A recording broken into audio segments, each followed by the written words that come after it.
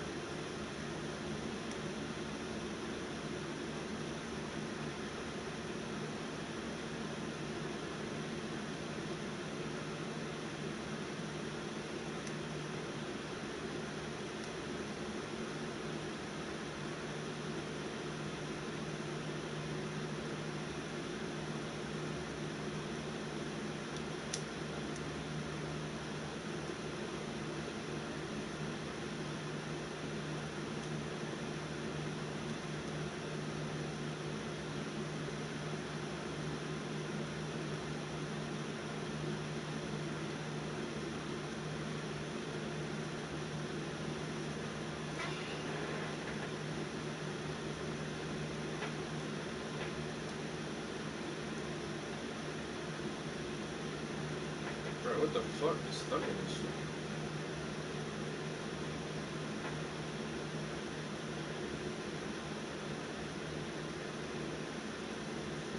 That shit hard as hell. God damn. You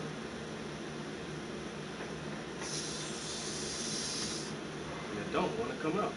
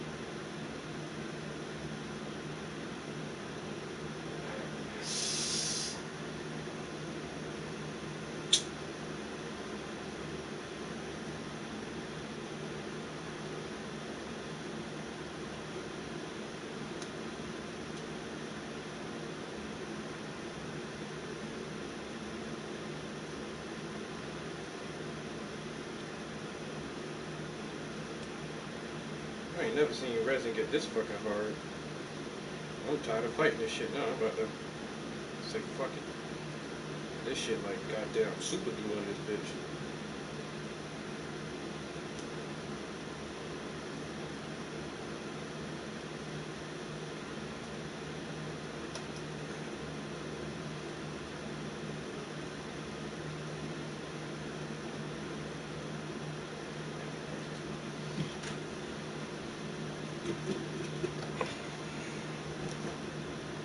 Where the fuck my goddamn...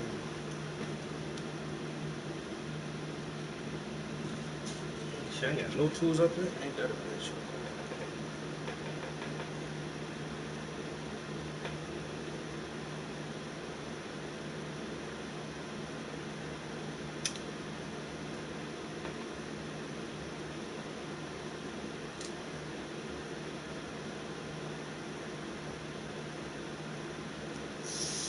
Alright. Got that little nagger clean.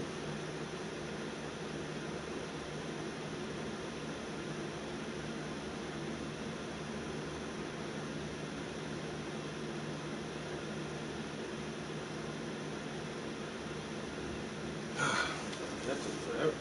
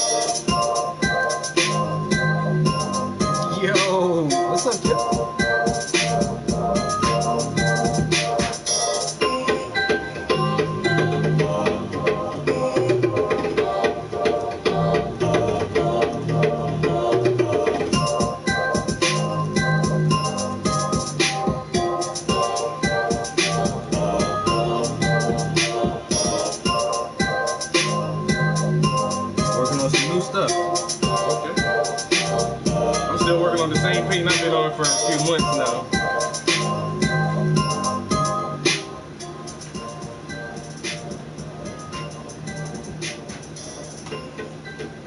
Which is the whole reason for the live. I did want to like share some advancements I made in this piece in the past couple of weeks. It's slow going with this background just because the buildings are back there and it has a lot of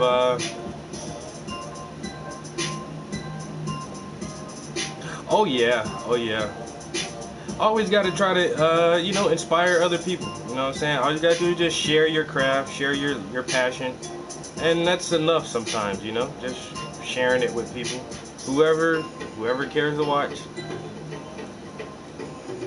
And if nobody watches, it's still pretty fun. You know. But where's the flipper? Here it goes.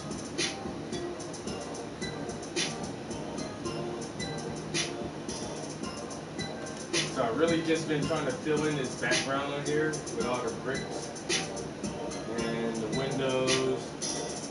So it's coming along pretty good right now. I worked on the grass over the weekend trying to, let's see if I can start this. Trying to get the grass and some of the shadows filled in with the grass. I started going back adding more highlights to these bushes. You can see here that I added more highlights kind of at the bottom of this tree. I'm going to do some more there. And I'm still going to focus on this background for a while before I move forward to the foreground, because I want the background to essentially be almost 100% complete before I start messing with anything in the front.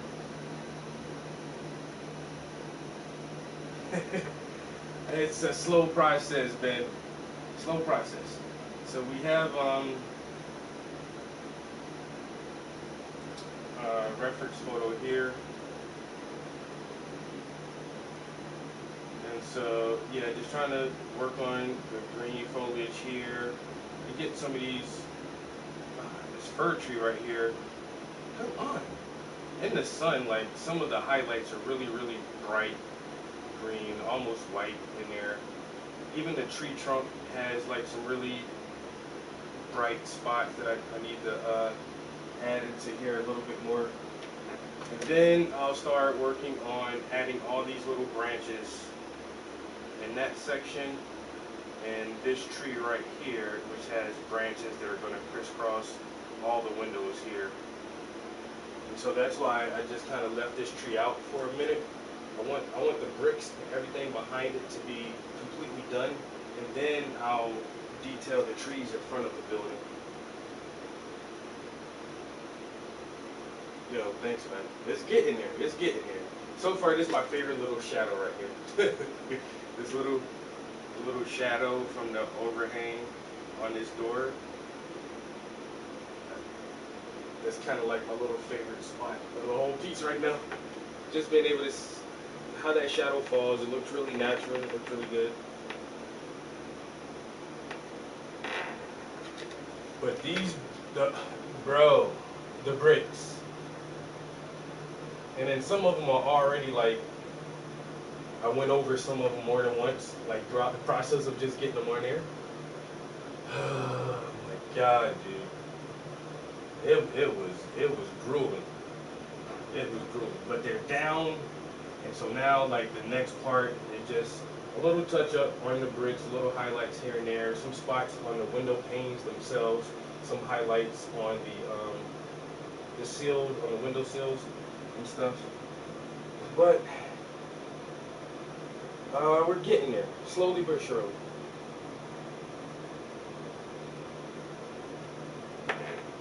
Slowly but surely. So I'm gonna load up some stuff on a pallet, and I want to get back into this tree and these bright highlights, like work my way up the tree.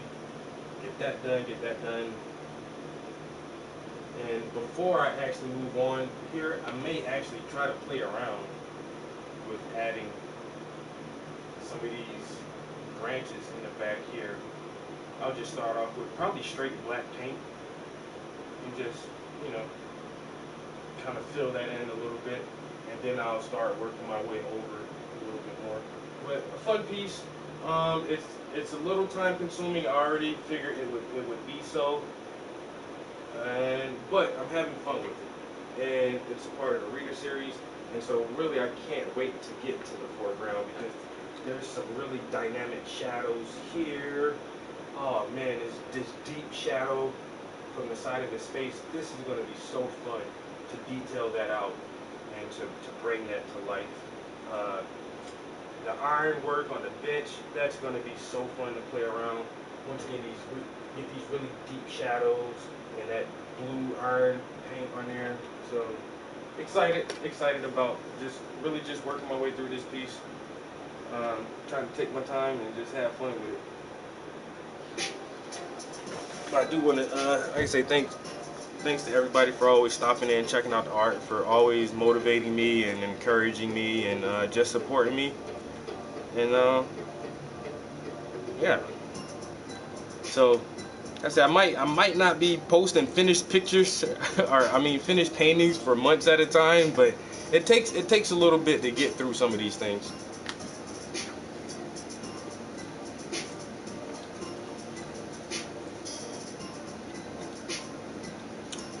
Especially when it's like 100 degrees in the studio. It's so hot up here. But we just, make it do what it do.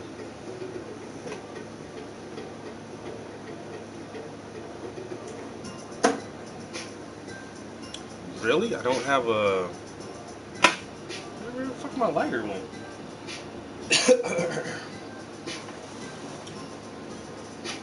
Okay. I don't know where I put my lighter. Alright, I'll be right back.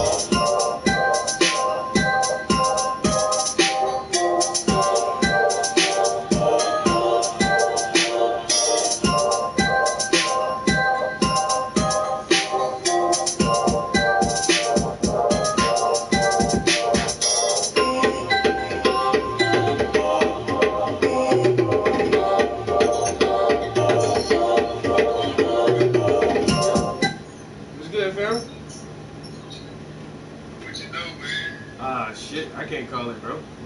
I'm just chilling in my favorite spot, homie. Chilling in the favorite spot.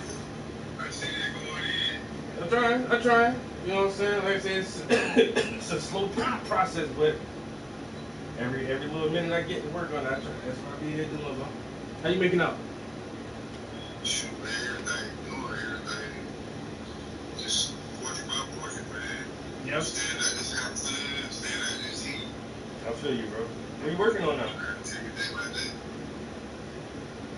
You working on some new stuff right now? Shoot. Not really. My last piece, I'm gonna set up on the last piece. It's going on the last piece. Okay, my man out there fishing. Goddamn bass fishing. Okay. You still there, bro? Oh, that shit ain't frozen.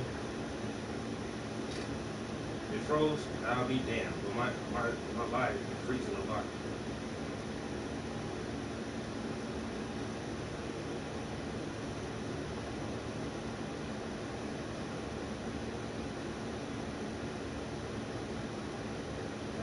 I don't know. I think we lost him.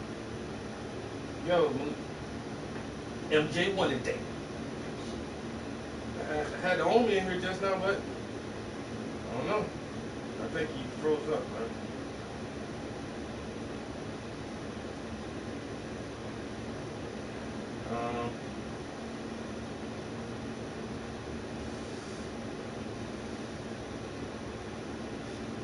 how to get the full screen back.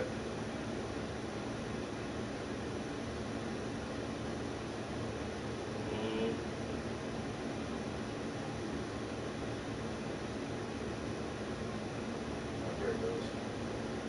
I think.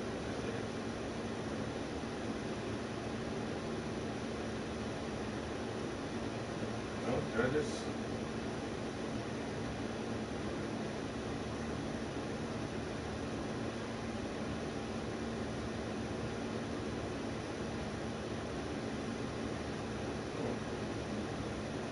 Yo, Queen, what's good? I don't know, man. The homie froze up, and now I only got half a screen with nobody else in here. I'll probably just end the stream and start it right back up real quick. I was gonna chill for like another minute or two. Sorry about that. I'll be right back though.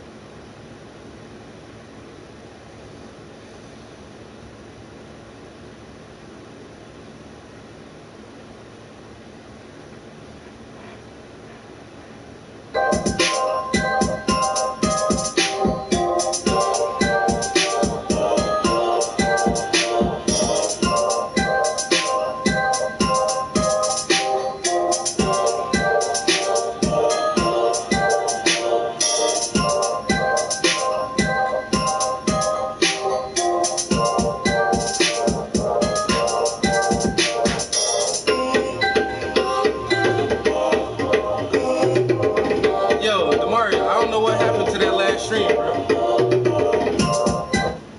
It was like you froze up in there, and then I don't know. I couldn't get the whole screen back, so I shut it down.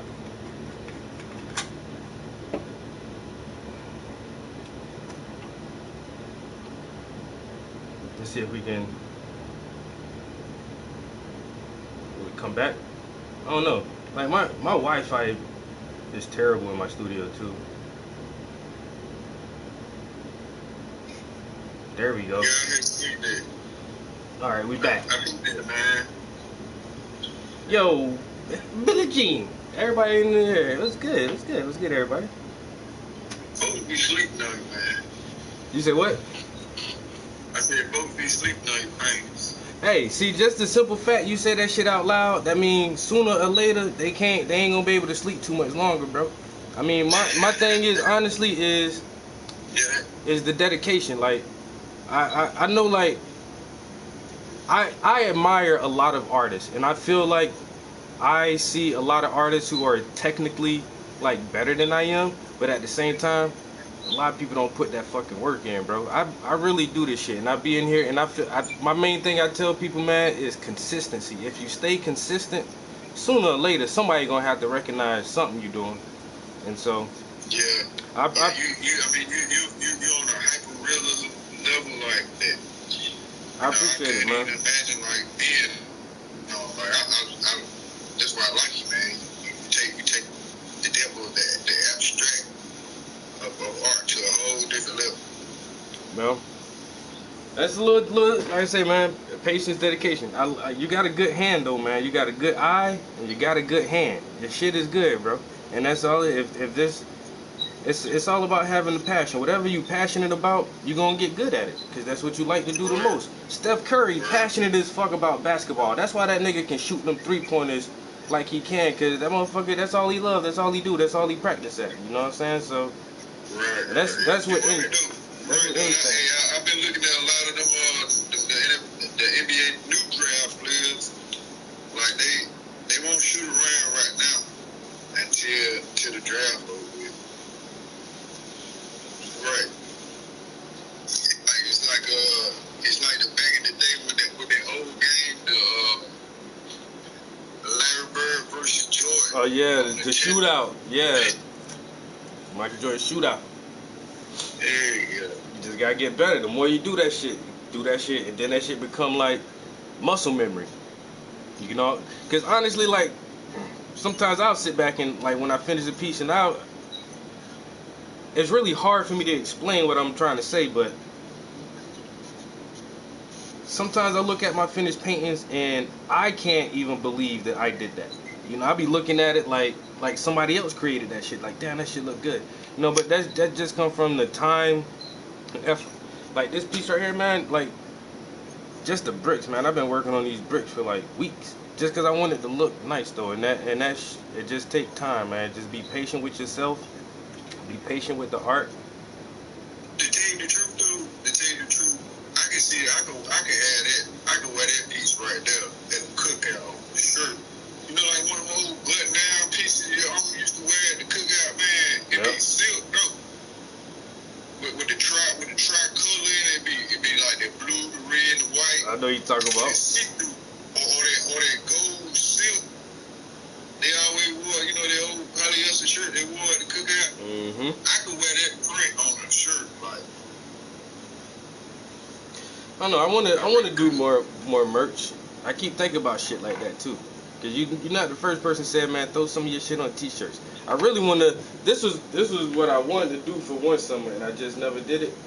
Is the Dank series,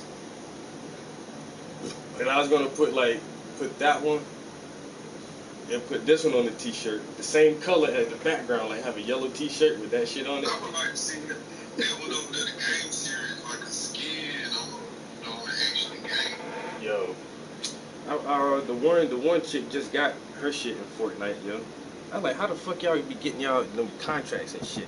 I know this one artist, yo, she had a deal with Vans sneakers, yo, and she got her own like custom edition Vans, and her shit dope as fuck, yo. I was like, how the fuck you get your paintings on some sneakers? I gotta figure some shit out. Yeah. Like I said, man, sooner or later that should have come, cause I'm not gonna stop painting. This is what I do. This is my passion, and like I say, I'm gonna do this shit so much, motherfucker, somebody gonna recognize this shit. Ladies don't be going crazy over the art, over the feet. Over the what now?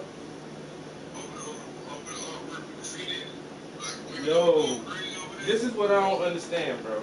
This is what I don't understand. Women spend hundreds of dollars to keep their toes and their nails looking pretty. That shit don't be cheap, man. Them women go get their feet done. That should be like $80 a watt, 90, sometimes $110 just to get your feet done. And then when I ask a lady, I be like, yo, let me take a picture of your feet. They be like it's the weirdest fucking thing, and they're like, ew, no, you creep, down, ew, that's crazy. Take pictures of my feet, bitch. You just spent fucking $100-something to get your feet to look nice, but you don't want to like show them shits off in a piece of art. I don't know, like the only feet I've ever painted so far is my girlfriend, cause she's the only one. I done asked countless women. I can't even like nobody don't ever want to do that shit. They think it's weird. Women think it's weird, but I don't know. Men like pretty feet, and that's why women spend so much money trying to make their toes look nice. Because women know, like, if you got some crusty, busty bunions, hey, bro, I'm telling you, bro. And so I'm gonna be doing this series for a little while.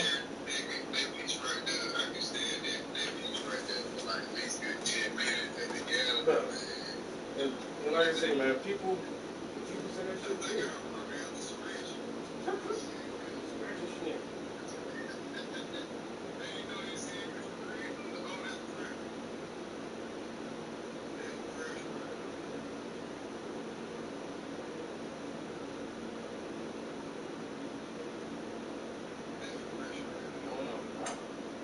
At first, I ain't gonna lie either, bro. Like, I've had this idea for years and years.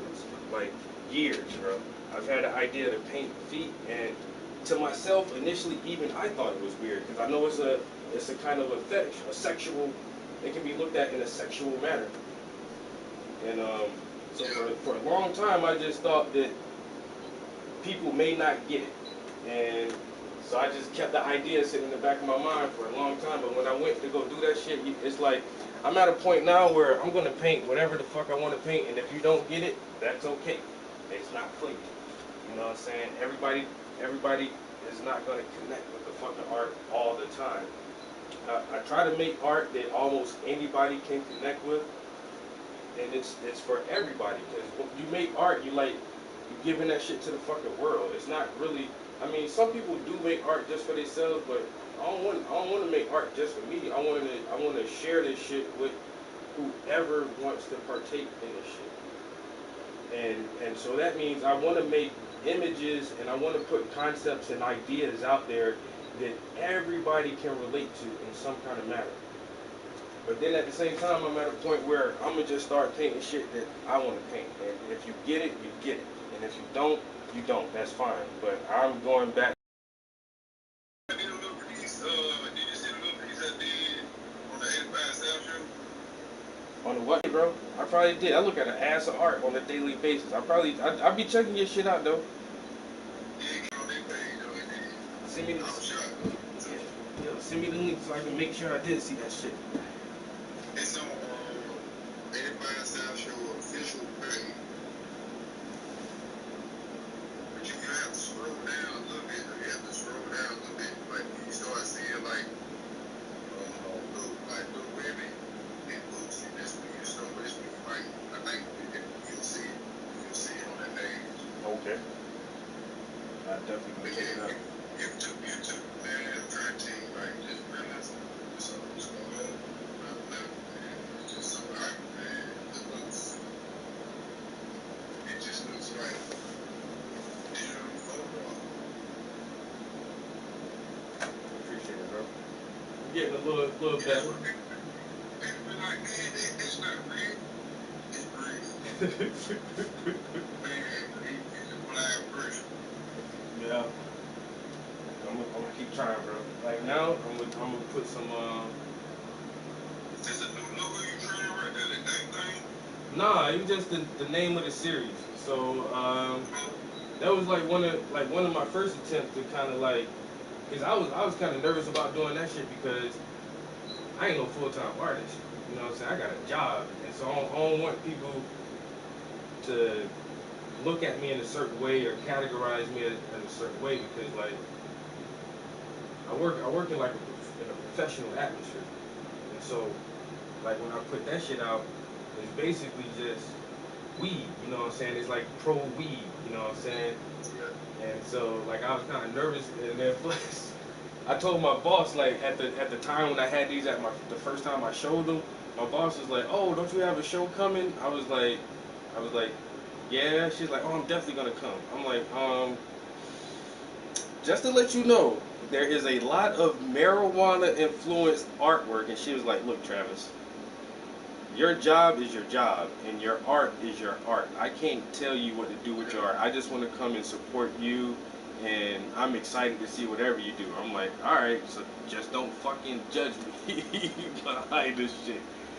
But no, it was just, I try to put a name on every series, but this series I actually just put the name of it like right in the fucking painting. So it looks like kind of like a poster or a magazine cover is kind of what I was going for.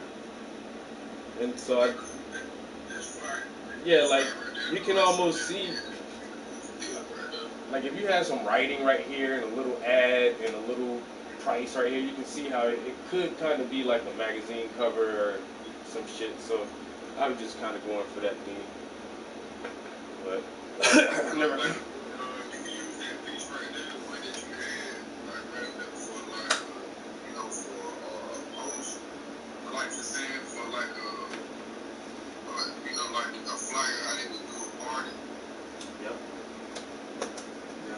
I need to. That would be nice right now for a flyer right now.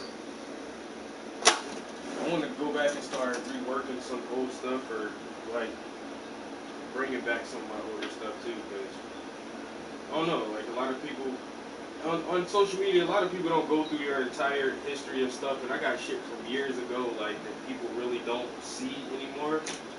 So I wanted to try to like bring them back to the front. I got a show in December that's coming up. It's gonna be a really big show. I'm gonna bring out a lot of my older stuff and hopefully have some new stuff ready if I can get through this damn painting right here. And, I mean, it's December, but honestly, I don't know how many pieces I can get done beforehand. If I finish this one and the next one, I may be able to have like 3 more pieces done.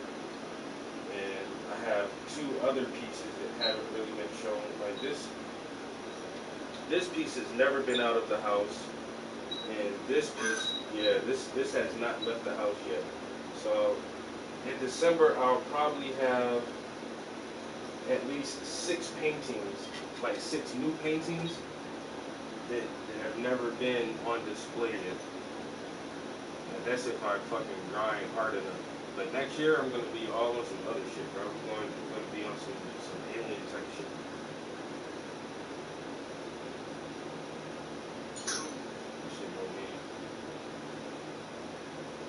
all alien shit. I'm try to let me see if I can do a little sneak preview of some shit real quick.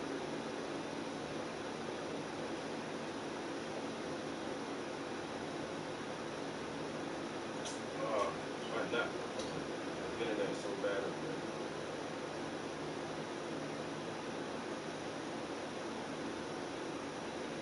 How many people in here? There's only one person watching. Good. And everybody not about to get them juice right here, bro.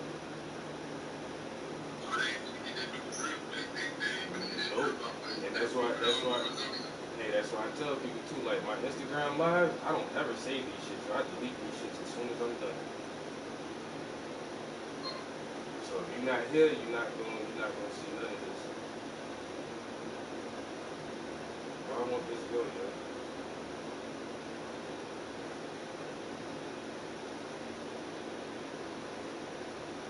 Oh, here we go. So you know this whole AI art shit, right?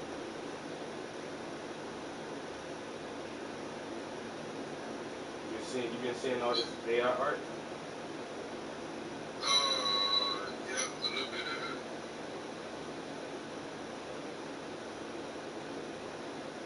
So people are Now I'm listening to bills. I can hear, but I ain't listening.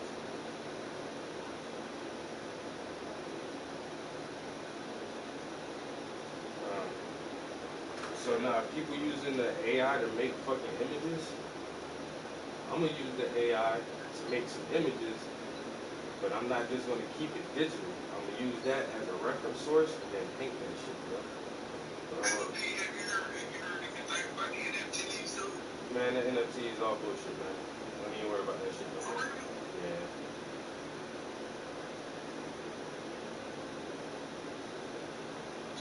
I've been approached by a lot of people about the NFTs.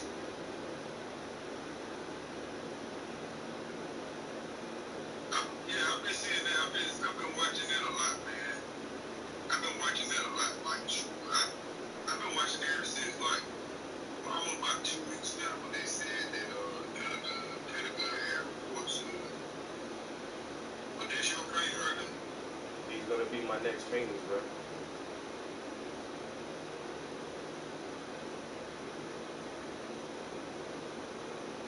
It's dope right there. Like I said, people want to make this shit and just leave it on the computer. I'm not gonna leave this shit on the fucking computer, yo. I'm gonna use this as source material for real fucking paintings. Yeah, it's dope right there. I like doing right there too.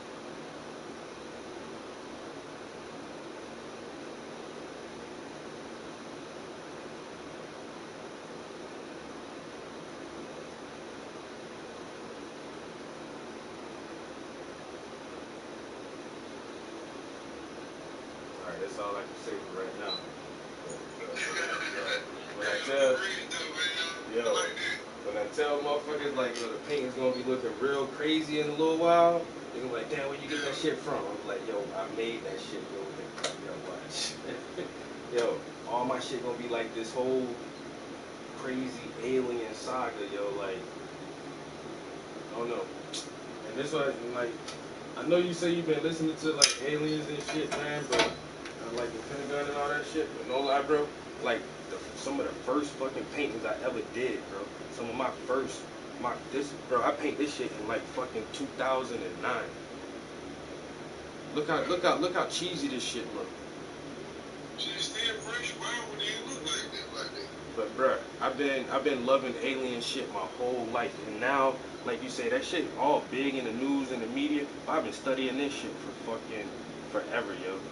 Like this is one of my favorite topics to ever talk about, and I feel like now is a good time for me to like put this shit directly in my fucking art, yo. I can bring back all my old ideas, all my old concepts, and put that shit in my new art. And you got the fucking the AI that built this.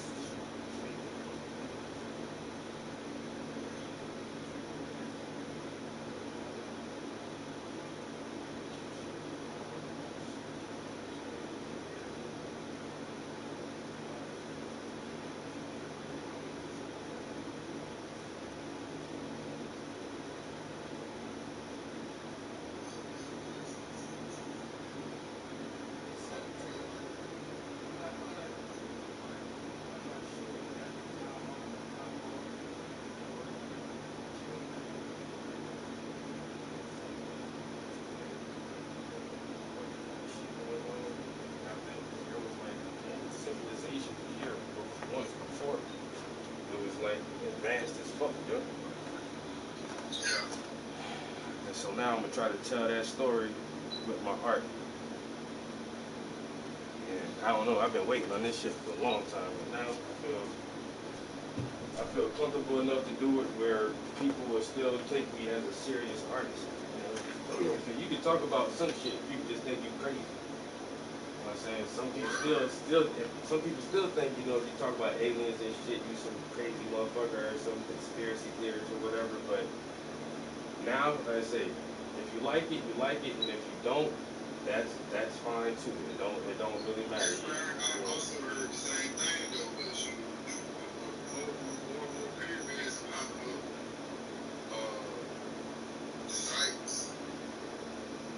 A lot of people don't believe that the Grand King was Did he? pyramid in the Grand King. Yo, man. And some people, I read this one book, that shit called When Rocks Cry Out. Where that shit at?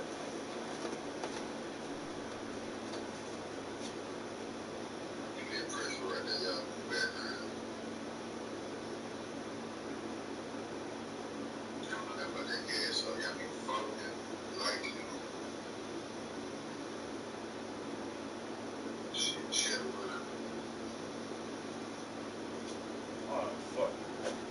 I can't find that shit, but there's this one book, though. This dude, he was like the first person I really read who said that shit. He was like, yo, I think Africa actually started in the what we call America. And like maybe there was this like this foundation culture, this foundation civilization. It was somewhere around the Grand Canyon, and they eventually transported all their knowledge and their culture to Africa. And that's just how ancient this shit is. Motherfuckers talking about like 20,000 years ago, not no 4,000, 5,000 years ago. Like, man, fucking 12, 13, 15, 20,000 years ago, motherfuckers was already on this planet doing some wild ass shit, yo. And something happened, and like their whole fucking shit just collapsed, yo. What books do you read that inspires your art? All of them. I mean, my reader series is the biggest collection of art that I have. I think I put 16 paintings into the reader series, and they're all about reading books. This is The Sum of Us by McGee. On that canvas, we have Counteracting the Conspiracy to Destroy Black Boys by Kujufu. I haven't read this one yet. The Watsons Go to Birmingham, 1963. We'll see how that is. I might paint that book. I'm not sure. But the top shelf is like my favorite collection. These are nice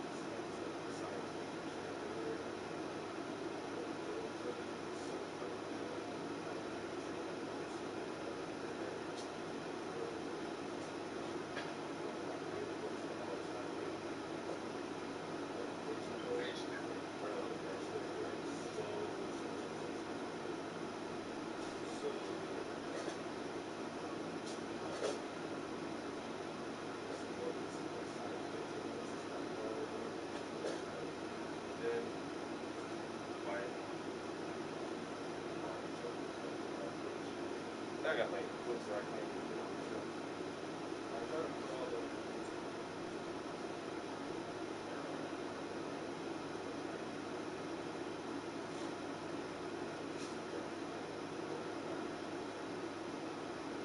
So I use the books as the art. She's like, yeah, you gotta read this. My girlfriend got me this art and everything. I don't know why. She's a really good stuff. I love this kind of stuff. I want to actually have a house with a library one day. And just have like a whole room just our books, book collection. But just read, man. Read anything. Read any and everything. Don't stick yourself with one genre. That's why people. That's why I don't really.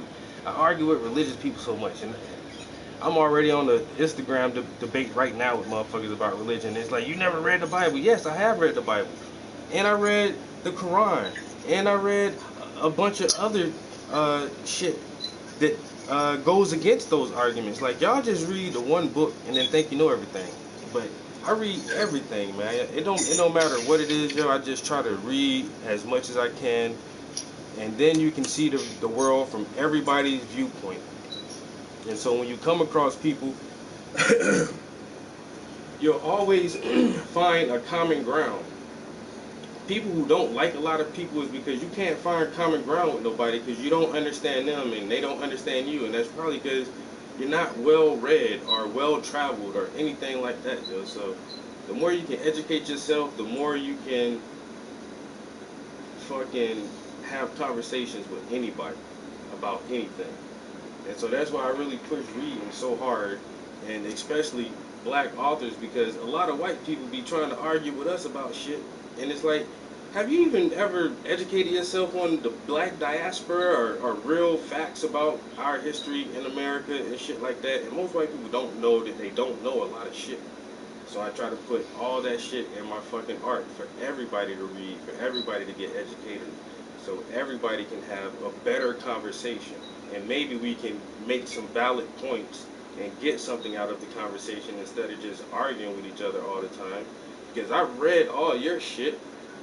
My whole educational career, I had to read all y'all shit, but y'all ain't never had to read our stuff.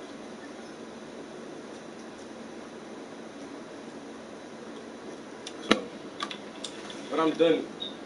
After these two paintings, I'm gonna be done with the books for a while. Because, like I say, I'm jumping into some alien shit. It's gonna be all alien.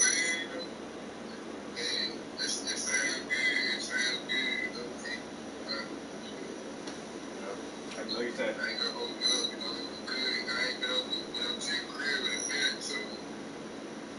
well, it's all good, man.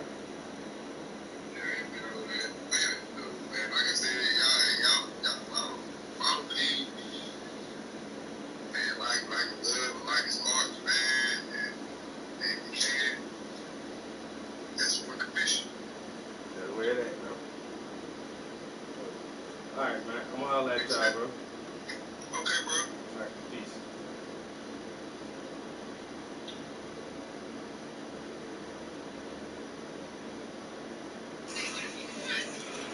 I'm telling you, get the fuck off, and there's the...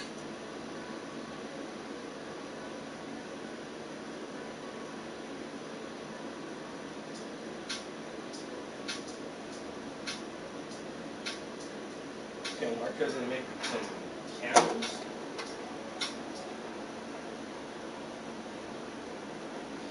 Alright, so now... Okay, Nike, enough is enough. I see y'all letting anybody design shoes over there. And I got a lot of flack from that last video because I was making fun of them St. Jude Jordans, a.k.a. those Make-A-Wish mics. But I'm here to tell you right now, I don't give a damn who designed them. They was Trash Money Records. Get them up out of here. Now I got him cooked up the Sister Act, Sister Mary Clarence Rectory shoes. So you could be out there double dutching with the best of them. Y'all not low. These is nasty work. Then y'all got the shocks with the wingtips, strangled with the zip. Ain't no way in hell this is a real shoe. Them one-ply sheer pantyhose gonna get a sick runner as soon as she take a jab step. And I don't know who Martine Rose is, but what I do know is these Catholic kickball sneaks with the reinforced leather is out of this world. They uglier than silk. How? Okay, Nike, enough is enough. I see y'all letting anybody design St. Jude Jordans, a.k.a. those Make-A-Wish mics. But I'm here to tell you right now, I don't give a damn who designed them. They was Trash Money Records. Get them up out of here. Now y'all done cooked up the Sister Act, Sister Mary Clarence Rectory shoes, so you could be out there double dutching with the best of them. Y'all not low. These is nasty work. Then y'all got the shocks with the wingtips, strangled with the zip tie laces. I'm telling you right now, them one-ply sheer pantyhose gonna get a sick runner as soon as she take a jab step. Now, I don't know who Martine Rose is, but what I do know is these Catholic kickball sneaks with the reinforced leather dress shoe toe is out of this world. They uglier than Seal. Okay, I better not catch a Negro celebrating. We are not playing. The Goonie Goon Goons, the Ski Mask Club, we better not see no cookouts. We better not see no celebrations. We better not see no red, white, and blue flags. I better not catch one of you coons celebrating your oppressor's freedom. I better not. I better not. I better not catch a coon on July 4th celebrating this slave master. I better not. We're not having it this year. July 4th has been banned in the black community. Effective immediately, July 4th celebrations. I better not catch a Negro celebrating. We are not playing. The Goonie Goon Goons, the Ski Mask Club, we better not see no cookouts. We better not see no celebrations. We better not see no red, white, and blue.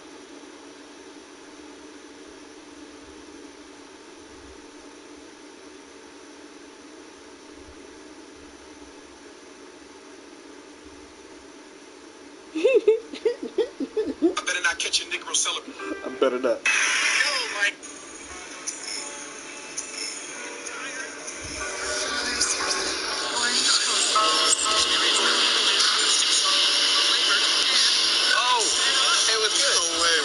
How you been?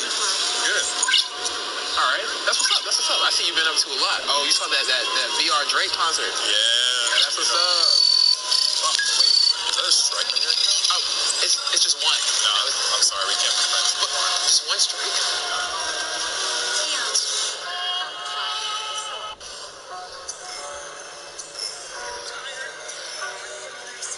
Yo, that's crazy. Woo! Seems like they hit that one on the head, though. Oh, you got a strike on your account, bro? I can't be fucking with you, Dickie. What is wrong? I'm not even gonna talk to you, bro. It was just one, and it was a mistake. I see you've been up to a lot. Oh, you saw that VR Drake concert? Yeah. That's what's up. Is that a strike on your account? Oh, it's just one. No, I'm sorry. We can't be friends. Just one strike.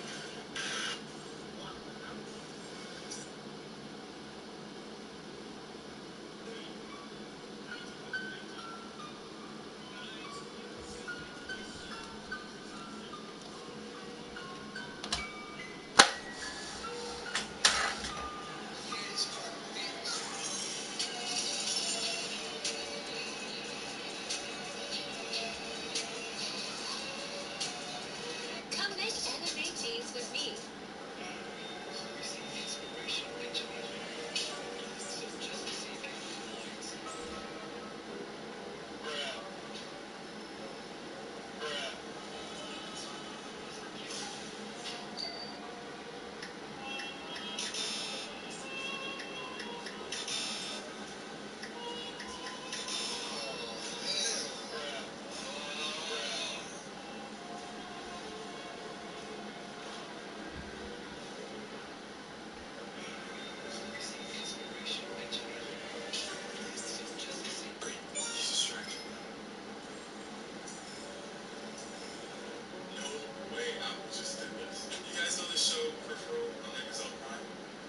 Alright, I gotta start painting.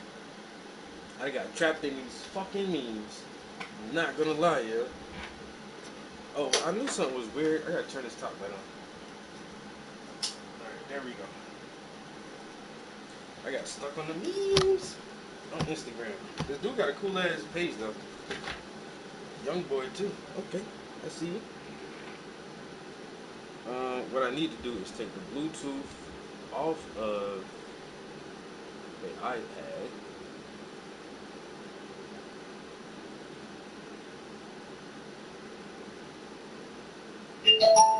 And put the Bluetooth on. Where's my? Okay. Let's do the Bluetooth on the phone. What the hell? I gotta plug this phone in too. This shit about to die. Everything up here dying. Alright, plug this phone in.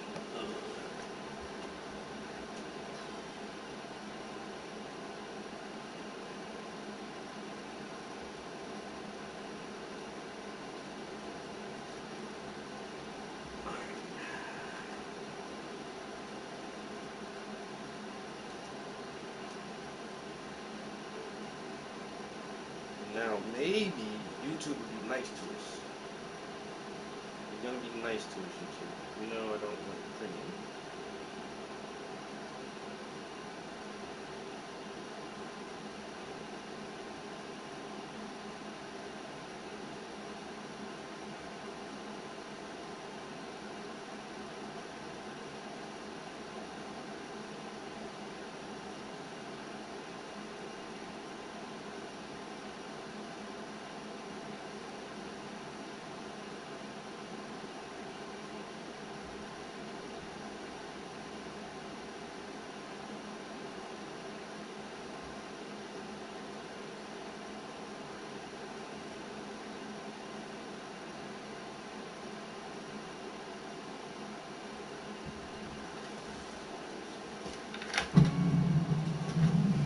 What is a woman? Can you tell me that?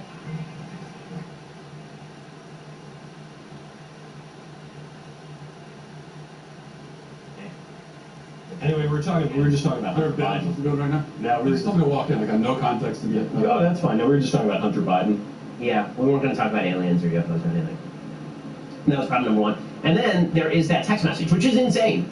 Right? This is for those who have not been watching. There's a text message. It's a WhatsApp message. He says, "I'm sitting next to my father." He's writing. He's calling. I'm doing the crime. I'm doing the crime. Member of the Chinese Communist Party. Send me the money. I am just in case you missed it. I'm sitting next to my father. So I have a question. Why is everyone in politics absolutely stupid? Were they all dropped on their heads as babies? Like, they're accused of crimes, and then there are actual tapes and texts of them doing the crime. Like, they're violating the first rule of doing crime, which is don't get caught doing crime. But he's going to get away with it because the only.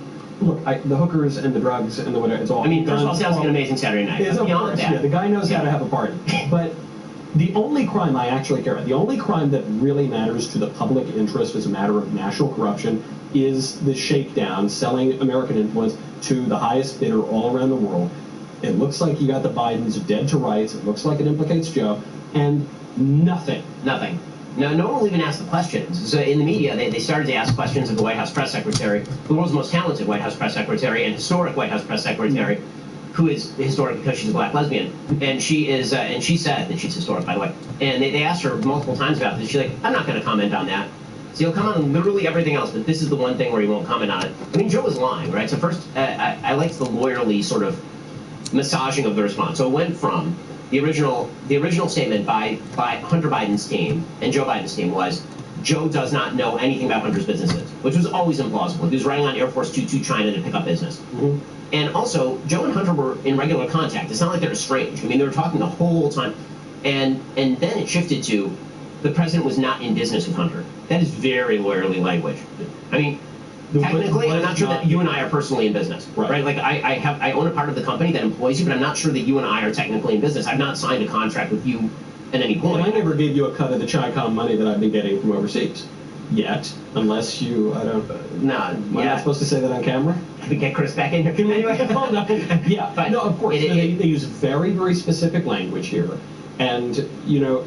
I don't know. If I were to commit a heinous crime, like a financial crime with the Chinese communists or something like that, I would want to make sure that my digital track is covered up, which is why I would want to turn to ExpressVPN. Using the internet without ExpressVPN is like taking a call on a train or a bus on speakerphone for everyone to hear. Do you really want the whole train to know what you're doing right now with the Chi-Coms? To keep your conversations private, use ExpressVPN. I love it. It's the only one that I trust to keep my data secure. ISPs know every single website you visit. They can sell this information to ad companies and tech giants who then use your data to target you. ExpressVPN reroutes your network data through a secure encrypted tunnel so your internet provider can't see or sell your online activity. ExpressVPN is so easy to use. I absolutely love it. You just click a button on whatever device. I'm a is that they think that they believe in aliens and UFOs, and I'm so happy that Matt, one of these secrets that we've been finding out, these secrets allegedly, and you're hearing all these congressmen and senators talk about it, is that they think that they believe in aliens and UFOs, and I'm so happy that Matt is not here right now, because I don't want to hear his stupid nonsense about how the aliens and the UFOs are going to come down from outer space and kill us all. So we can have an adult conversation about this We evening. agree on this. It's going to be a real short conversation. Thank goodness. I do not. Sick of it. I do not care I about it. want to take advantage of every second that I have of Matt Walsh not being in this room, because he keeps peddling. Rubio was talking about this today. Did you see it? Really? Yes. Rubio was. He said, Between "Oh, I us? don't know." Yeah. So what was Rubio saying about it? Rubio said, "I've heard from senior people in the government who I respect, who are admirable, who say that they can't really explain this, and it's technology that's beyond our capabilities." I mean, but between that and him, like, kind of crapping on capitalism recently, I'm having some. I like Marco. Some he's a very nice man, and he's a good senator, and he needs to stop that. Stop with the UFOs, guys. Find something better to do. It's totally fake. It's demons. By the way, Right? even your demons. It's demons. Stop with your You don't think demonology. it's demons? I don't believe in demons. Really? Do Jews not believe in demons? It's a controversial proposition. It depends on your definition of demon. Like It it's depends on your definition of Jew. Wait a second. that too. No, like if you're talking in sort of the like technical, there are spirits that wander the earth doing evil to people, demon way. Yeah. I no. No. Like No. What? Okay. Anyway, we were just talking about Is there Hunter a bit I'm supposed to Biden. be doing right now? No, we were Just just. somebody to walk in, like I have no context to get. Oh, that's fine. No, we were just talking about Hunter Biden. Yeah, we weren't going to talk about aliens or UFOs or anything. Well, I haven't been following the news, so that's the only thing I can talk about. Rubio is like half on your side. I hate it. Senator Rubio. Yeah. Oh, on On the UFOs. the UFO thing. Yeah. Apparently he likes UFOs also. Are we going to talk about that right now? No. Anyway, so back to Hunter Biden. Yeah, so back to Hunter. Yeah. Okay, bottom line is that Hunter Biden Joe is pretty obviously corrupt. No one's going to ask a single question about it. It'll all go away tomorrow. And Joe is so blasé about this that he's openly joking about it. There's video of him today being like, I stole selling secrets. state secrets. He literally joked openly about selling state secrets. And everybody's just going to move along with this. It would be great if we had a presidential candidate who could meticulously target the problems that Joe Biden presents. Yeah. That would be awesome. Hey, so I know we can't do a horse race this I gotta early. take a bathroom break real quick. But Is your favorite candidate going to be the nominee? Donald John Trump. is he going to be the nominee? I mean, if I had to give odds, the answer is yes. I mean, I'd give him like 65-35 odds right now. Trump Kennedy 24. Sweet. Wait, you're not. Baby gang. I like that. You went to are you into Bobby Jr.? Into him? Yeah. I mean, if I had to choose it, I think he's a really ripped, hot guy. Like I don't really get. If I had to choose it, if I had a gun to my head and had to choose a Democrat, I would choose him. But that's not saying much. So, But could he? So here's my argument for Trump. He's making a good argument for testosterone replacement therapy. I'll be honest. Allegedly. Dude, he did like 8 push-ups and then picked up and then did like an incline bench press with 45 pounds on it. Yeah. You don't get to look like that naturally doing 45-pound bench presses and doing 8 push-ups. I'm just telling you. I work out an hour to an hour and a half a day, and I don't look anything like that, man. Yeah. There's some unnatural things happening. Good shit. So you know why the Trump Kennedy thing though? Look, I'm not saying I'm advocating for it, but Trump's biggest weakness is on the COVID vax and the way he handled it. Is that his biggest weakness? I think so. Of all the I think weaknesses, it really is it the COVID? I think certainly with the Republican Party. Or is it the possible imprisonment? No, that's not a problem because he could be elected from prison. He could be elected and pardon himself, and then he's good. First of all, if I'm rooting for drama, that would be an amazing way for season 7 of Trump to end. Totally. Right? That he's actually being sworn in federal prison, and then he just pardons himself. Yeah. He put your hand on the Bible, he pardons himself, and bring me the pardon documents. Yes. Bring them to me. And as our friend Alan Estrid has pointed out, as Jeremy has pointed out, the narrative demands conclusion, and that would be that. Matt, you're more pro DeSantis. yeah. I mean, certainly. Well, when it comes to the primary, I think there are a lot of reasons why I prefer DeSantis over Trump. When it comes to the primary, I'm kind of a single-issue voter, which is, can you win Yes. in the general election? Because nothing else matters. So even if I agreed that Trump would be a better executive than DeSantis, which I don't, the bigger issue is I don't see his strategy for winning. And I've asked Trump supporters this for months. It's not accusatory. I'm saying, how does he win? What's the plan? How does he actually win the White House. So here's Because if how you he can't wins. win the White House, nothing else matters. Here's how he wins. Look, I'm fairly pessimistic on the whole Him winning. electoral shots for Republicans, period, and for Trump too. But Biden's negatives are way higher than they were in 2020. Country's in a different place. The base, I think, is more fired up for Trump. You look at some of those, again, I think the national polls this early are pretty silly, but some of them have Trump up over Biden. A lot of them have Trump up over DeSantis. Now you might say, well, okay, the polls are bogus, or it doesn't matter because you're only talking about... Is there a poll that has Trump beating doing better than a generic Republican over Biden? Yeah. Generic Republican or DeSantis? Two guys. Generic Republican, first of all. No, I haven't seen that poll. Yeah, I mean, versus DeSantis, one of the things you have to take into account is lack of public knowledge of DeSantis as opposed to universal knowledge of Trump. But the bigger issue, as you mentioned, is that basically this election comes down to like 5 states, right? Yeah. I mean, it comes down to Wisconsin, Michigan, Pennsylvania, maybe Arizona and Georgia. But if you lose either Arizona and Georgia, you lost the election. It's already over. So if it really comes down to 3, right? Wisconsin, Michigan, Pennsylvania, Trump is trailing in all 3 of those states by every poll I've seen. And I don't see him winning any of those. So what is it? How does he win? Well, his path... He magics and Yeah, no, look, I think it's very hard. I mean, I think the Democrats rigged the system in 2020. I'm not saying that Hugo Chavez, went in and poked numbers or anything. I'm just saying... you shouldn't, because that would create legal liability for us. Yes, yeah, it's true. It turns out it's not true. Yeah, it'll be Tucker and Michael on Twitter. And I'm not saying it has to be that, but they changed all the rules, and they changed the rules in a way that benefited Democrats. In the case of Pennsylvania, in a way that violated the state constitution. And it's easy enough to say, well, Republicans just need to ballot harvest. But it's very hard for Republicans to ballot harvest when our voters are all over the country and their voters are all in these machine cities where you can drive around for 2 hours and get all your ballots. It's not that hard. Ron DeSantis did it in Florida. He ballot harvested. Well, first of all, he ballot harvested the living that last election cycle. DeSantis also benefited, though, from a million new conservatives moving into the state. So the one that, okay, so I know Governor DeSantis fairly well at this point since he's the governor of my state, and he is meticulous in this sort of stuff. Like he's actually, he and Trump are almost polar opposites in terms of personality. Trump does not care about policy. DeSantis cares deeply about policy. Yeah. Trump is not a policy wonk. He has instincts. DeSantis is a policy wonk who really digs into this stuff. And when it comes to being meticulous about how he pursues his political aims, DeSantis is really, really good at that. And so, for example, back in 2018, he writes about this in his memoir. Everybody who was watching that race was like, this is a nail biter with Gillum. Remember, he ended up winning by like 0.4%. And DeSantis said, and he's told me this himself, he said, we knew within the first hour of the election that they'd won. Because they could see the numbers breaking, and they knew in each individual county the numbers that they had to hit, and they were hitting those numbers. They're like, this election's over. And there's no way that's working. I mean, there was an interview with Trump where he was literally asked, I think it was by Seb Gorka, about ballot harvesting. And he starts off saying, yeah, we'll do the ballot harvesting. And then at the very end, he's like, we don't even need the ballot harvesting. We're just going to win. And it's like, that's not a strategy. I mean, so far his campaign has consisted largely of just shouting things on Truth Social. And I suppose that's working for him because, again, we're very, very early on. Yeah. But, he's also avoiding debates. He hasn't really taken a punch yet. But his numbers keep improving. I mean, how do you make sense of it? Because he's the center of the narrative. He's the center of the narrative. And if the center of the narrative, here's the reality. No one wants to talk about Biden. Trump is innately interesting to talk about. He's just a way more interesting person than Joe Biden. And by the way, you can tell this, I can tell this from my own data, right? Like, if I put Joe Biden in a thumbnail on YouTube, yes, ratings death. No one wants to talk about Joe Biden. He's incredibly boring. We've actually done him a favor by talking about how he is no longer capable of forming human sentences from his face hole.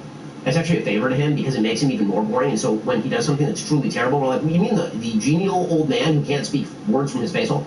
And so, but Trump is magnetic. He's really interesting to talk about because he has no limits.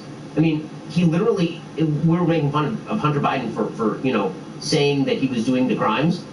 Donald Trump said that he did crimes. I mean, you shouldn't do that. Kind of. Not kind of. I don't buy it. Okay, so two things can be true at once. One, he should not be prosecuted for this because Hillary wasn't. Yeah. Two, he said he did the crimes. I'm sorry, he did. What did he say? So they have some audio tape that they're playing. Some audio tape. It's some audio tape. Look, this beautiful audio tape. But they have it on CNN, and it's him saying, look, these are classified documents, and I could have declassified them when I was president, but, I can't do it now, or something, right? Yes. Yeah, okay. Which is the crime. Yeah. The literal crime. The crime is you are keeping classified documents that you could not declassify, and you did not turn those back into the National Archive. But what if... That's the crime. But what if he turns to the, I'll call it the Jordan Walker Project Veritas excuse and say, bro, I was literally lying. I did declassify them. The very fact that the president can declassify on a whim without answering to anybody. Why in the world would he say that to somebody?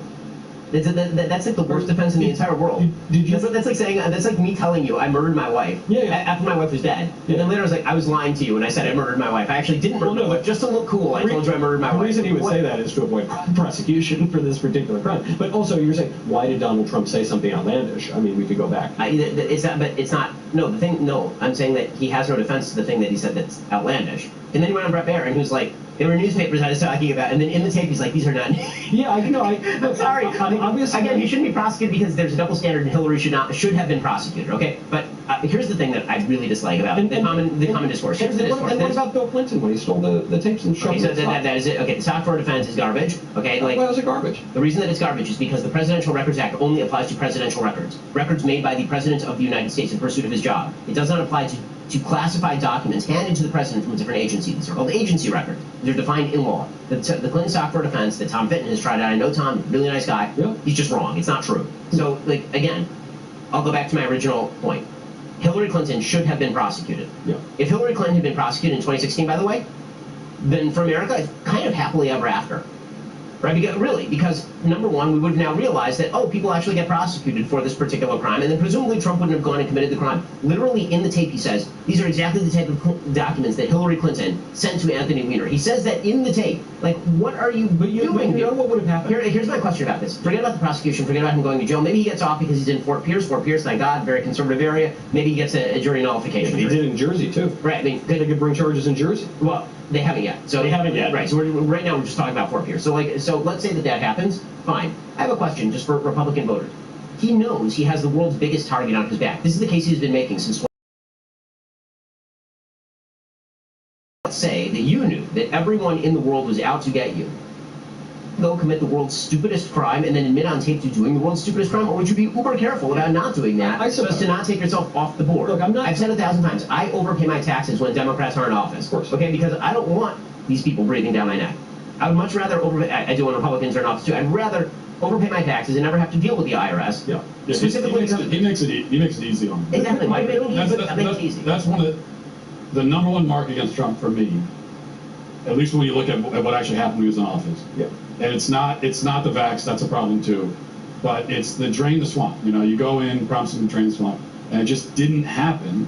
Period. It didn't happen. I mean, infamously, Fauci not only stayed in his position, but was awarded a medal on the way out.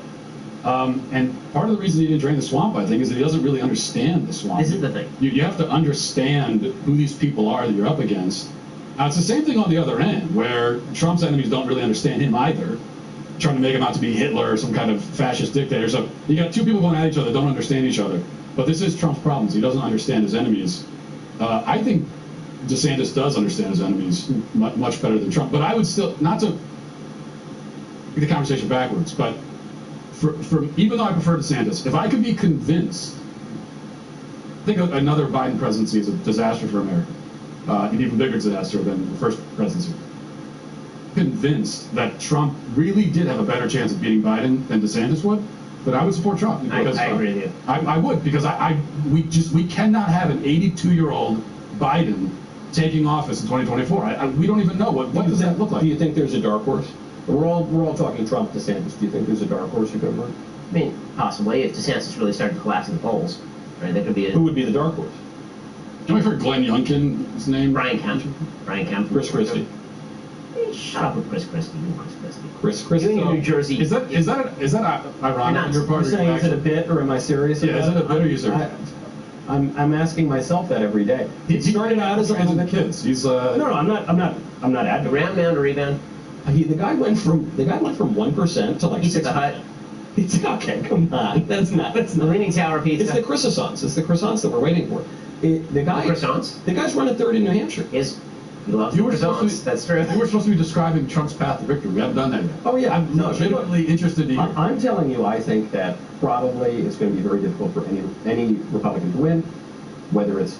Okay, but you have to grade them. You have to grade them. Which is it easier for Trump to win or easier for DeSantis to win? I don't know. Don't give me the I don't know. I don't know because neither do I. No one knows. Here's the problem. Look, I really like Ron DeSantis. I think he's a terrific governor and he's a very strong candidate. The problem for Ron DeSantis is that he's running in the Trump lane. And his positions are Trump positions. His entire campaign pitch is, I'm going to do all the stuff that Trump said he was going to do, but was not able to do. That's a valid point. And let's say that that's true.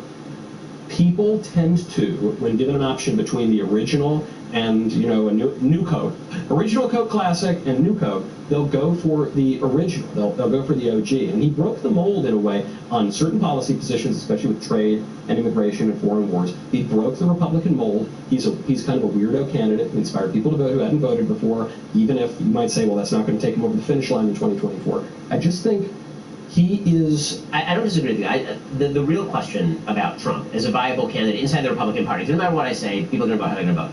But the real question I have inside the Republican Party and what dynamic could change would be that Trump, and it's happened a couple times in the race so far already, and I think it could happen again, is that he actually gets boring again. When he's exciting and he's at the center of the news, then people just immediately resonate to him, mainly in opposition to the left, because they feel like if the left is attacking him, then there must be something good there, which is an understandable, if reactionary response. If he gets boring again, then things could get bad for him. So, like, every time you think it's getting boring for him, he starts to drop in the polls, and a new exciting thing happens, like he gets indicted in Florida or something. Yeah.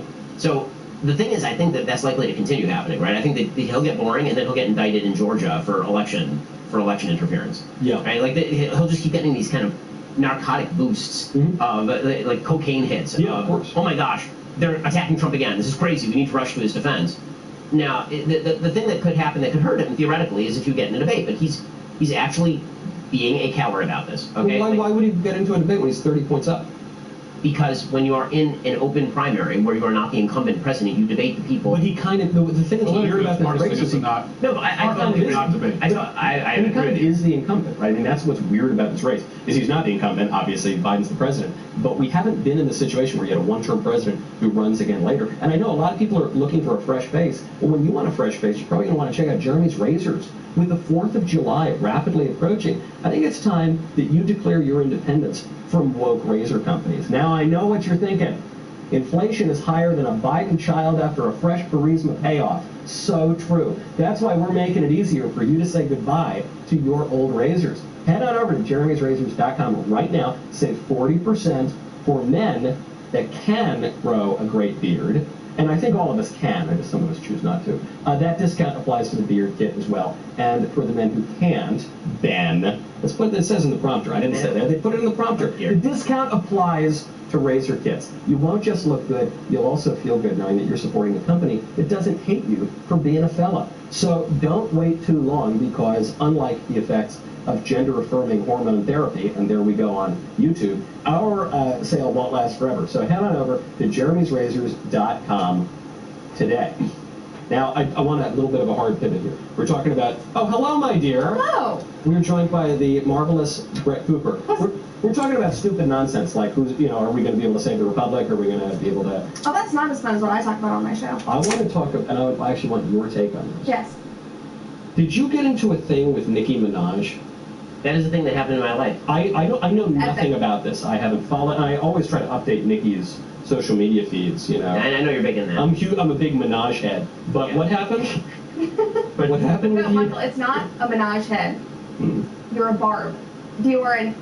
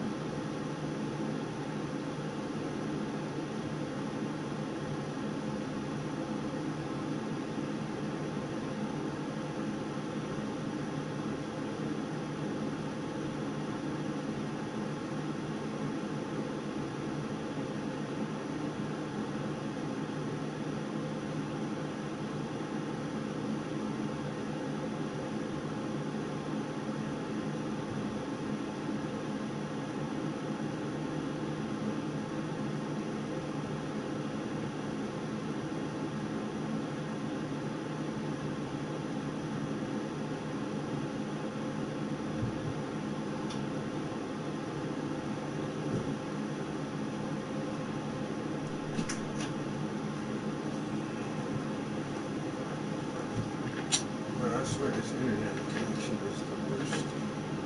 just started back looking at my laptop.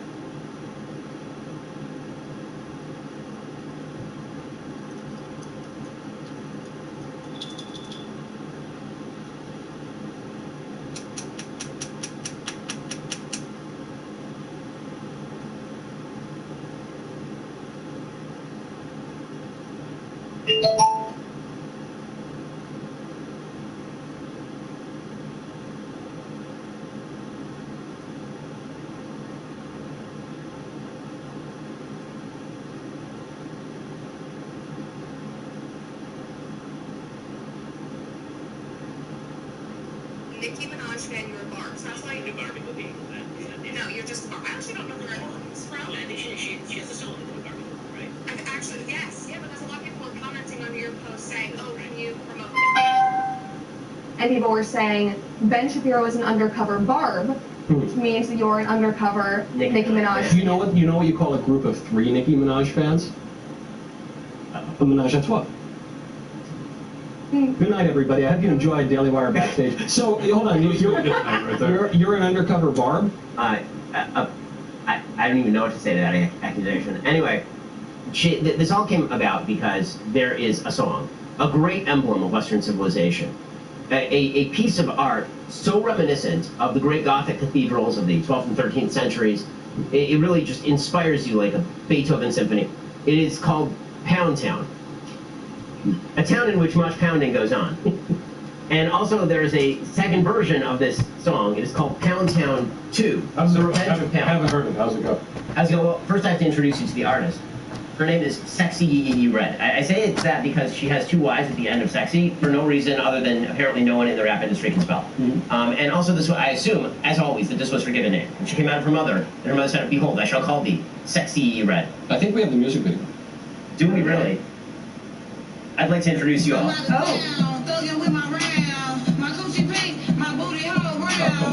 a real thing.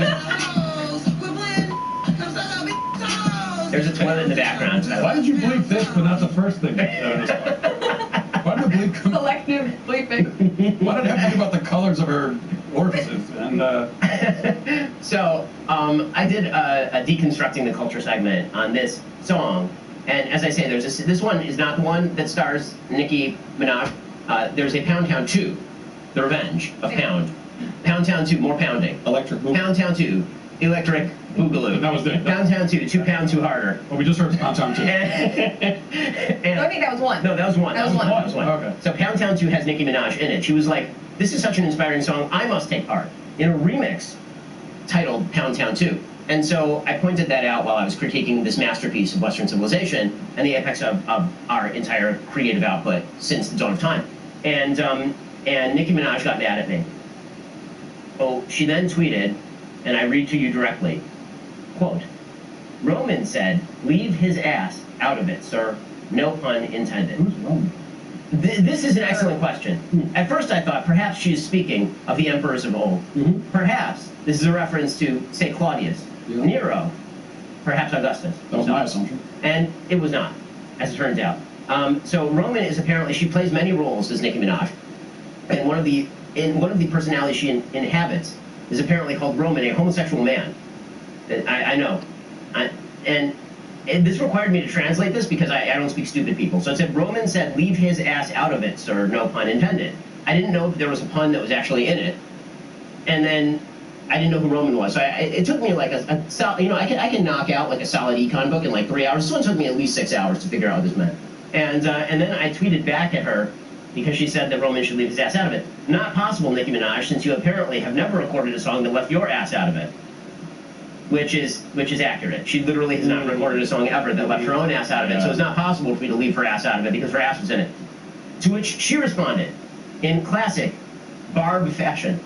Next time, I'll be sure to add my D, that is a word for the male appendage, so you can suck it, but suck is spelled S-U-K, because as already noted, spelling is not allowed in Rackville, which is directly adjacent to Pound Town, as it turns out. So if ever you choose to take a car trip from Rackville to Pound Town, I found other things out about Pound Town as well in my journey down this particular vista. Like, for example, Sexy Red, she says there are rules in Pound Town, including that thou shalt not get chlamydia twice, which she has had, apparently. Not just once, but twice. So it wasn't just Pound Town, so it was chlamydia too. Anyway, she says, next time I'll be sure to add my D so you can suck it, love you, and then many emojis.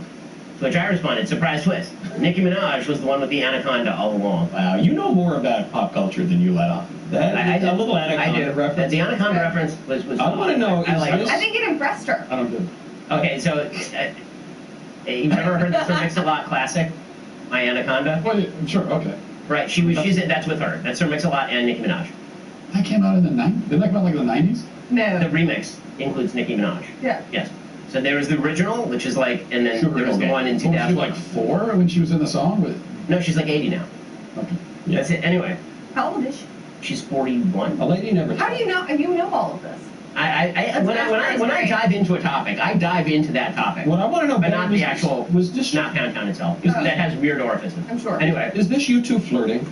Is that what this was? Because I know you're ostensibly like in a fight here, but it's kind of like a cheeky little like hearts and kissy emojis. well, she's the one doing that. I don't know. I have 4 children, Michael. I've been married for almost 15 years. Yeah. No, it turns out that, unlike, I'm not tempted by the I would say the opposite of William Shatner, right? So the William Shatner was, going where no man has gone before. Mm-hmm. This is the opposite of William Shatner, going where every man has gone before. Okay. And so that I don't find that to be a tempting proposition. I've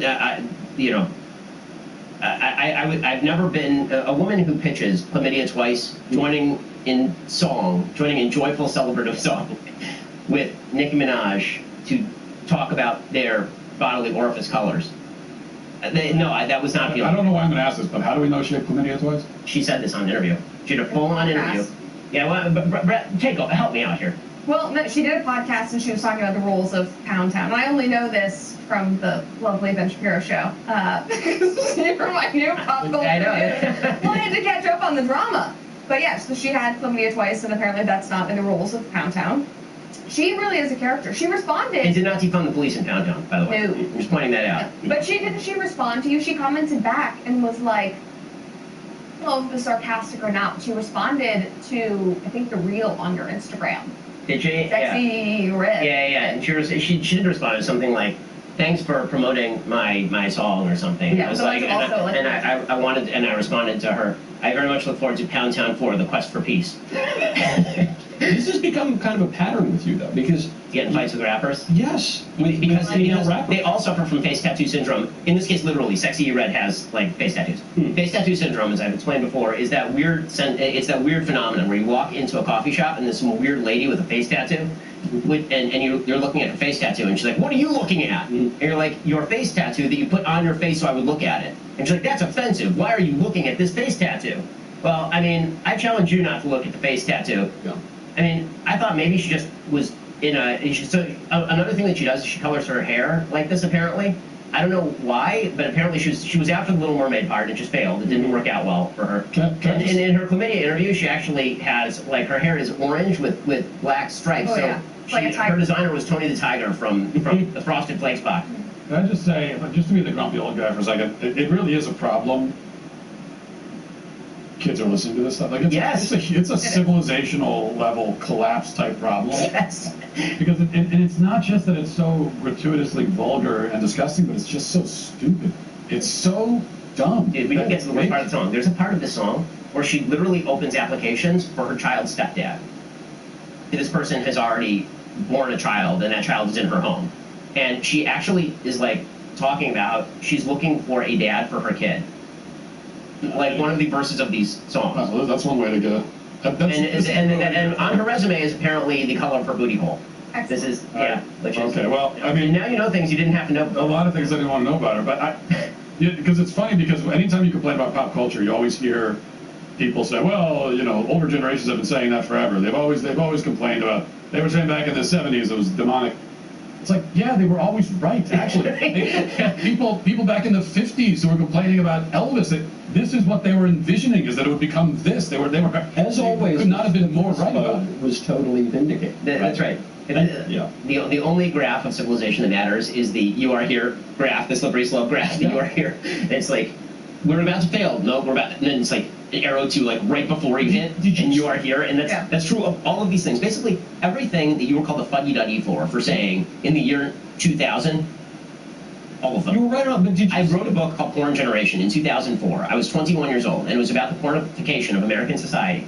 And I had chapters on rap, and I had chapters on the mainstreaming of pornography in television, and I had a chapter on Disney stars who were becoming highly sexualized. And that one is about Christina Aguilera and Britney Spears. And the book was mocked as fuddy-duddy-ish, and how look at this young man who's pushing this kind of stuff, and what is he worried about? Why is he so worried about all of this stuff? And I'm sorry to say, but I was right. Yeah. And I really am sorry to say. I wish I were wrong. I wish I were wrong. It's a very encouraging statistic, and the youth in the room, I think, would understand this, which is, it came out of Gallup. Gallup had its values survey that came out, and it showed a marked shift towards social conservatism. And you see this especially pronounced in the Republican Party, and you see this all the way on issues like approval of same-sex relations. We're not talking about the issue that everybody's talking about these days. We're not just talking about redefinition of marriage. We're talking about same-sex relations. 7-point drop in 1 year. You're seeing this across social conservatism, and what's most interesting about it is it's not the old boomer fuddy-duddies who are leading it. In fact, the only group that's becoming more socially liberal are the boomers. It's the younger generations, 18 up to 49, I think it was, that is becoming markedly more socially conservative. So I know it's our job to just complain about the fall of the West every single day, but aren't the Brett Coopers of the world leading the way toward perhaps a move away from sexy EEE red and the... Or Virtue Town. To Virtue Town, baby. Virtue Town. 3 and 4. Yeah. I mean, I might be overly hopeful here. No, I do think it's better. I mean, obviously, there are still things that are terrible, especially with my generation. I mean, I do stories all the time about, you know, the OnlyFans girls and all of that stuff, and I think that it's dangerous because it's being marketed online. But I think a lot of young people are pushing away from things that society is generalizing about Gen Z. Like, Gen Z is now the soberest generation, like in mid-20s. Most abstinent.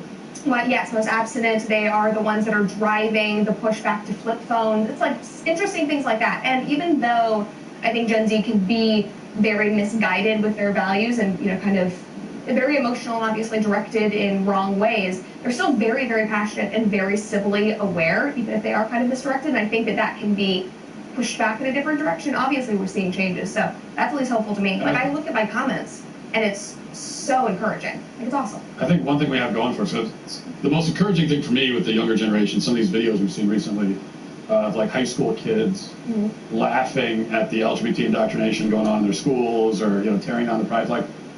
One video in particular, I don't remember where it was, but I think it was a math teacher tried to put on some sort of LGBT video, and the kids were just booing and laughing and pretending to vomit. And it was really encouraging because, first of all, when I was in high school, that's exactly how we would react to that sort of thing.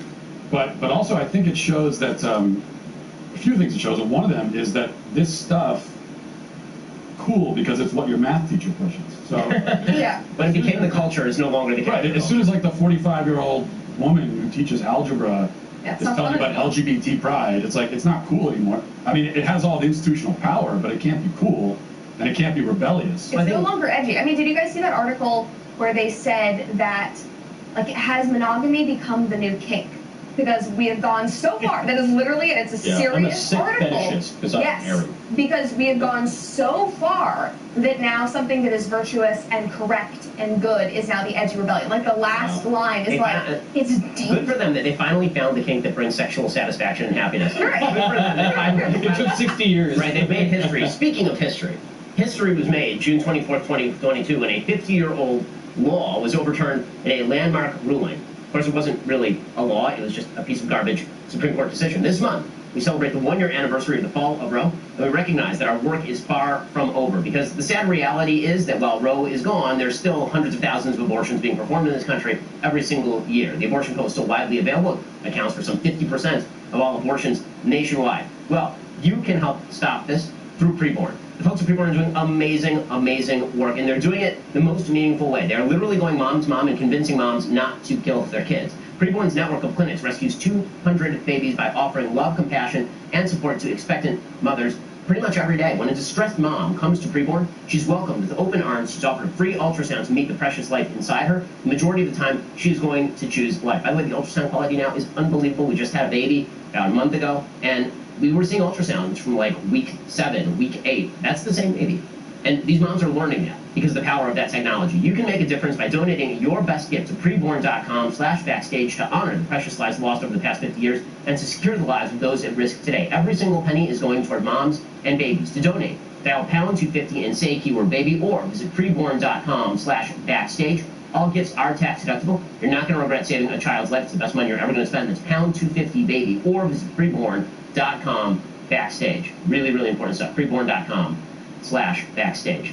So, yeah, I mean, I'm very hopeful on this. I tell you, when one of the reasons one of the things that's happened, the reason this is happening is because finally, and the reason I think a lot of people feel vindicated who are arguing the slippery slope is the argument that was being made in 2000, in 1995, and 1990 was always a lie. And we kept saying over and over, this is not the argument that's being made. The argument that you are saying you are making is not the argument that you are actually making. Yeah. The argument that you say that you're making is, well, why can't you leave people alone in the privacy of their own bedrooms to do what they want? And all we really want is to be involved in just monogamous relations with one another where we can go visit each other at hospitals. And it's like, and everybody on the road is like, that's not what you want. What you want is to overthrow key societal institutions, and then you want to supplant those institutions with a morally relativistic view that prizes individual sexual orientation and pleasure. And then you want to bicycle naked down the street. Right, and that's the manifestation of it. That's the final manifestation. Well, we've reached the final manifestation, because after Obergefell, I think most Americans were like, okay, well, you got what you want, so I guess we're done here.